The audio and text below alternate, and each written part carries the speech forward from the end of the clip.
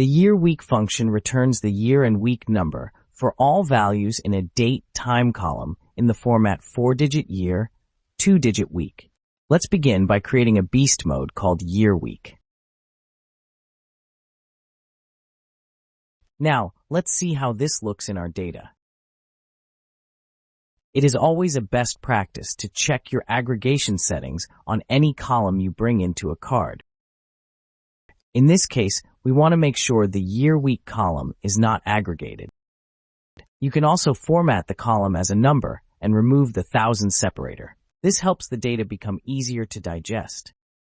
As you can see, this function has successfully extracted the year and week from the original date column.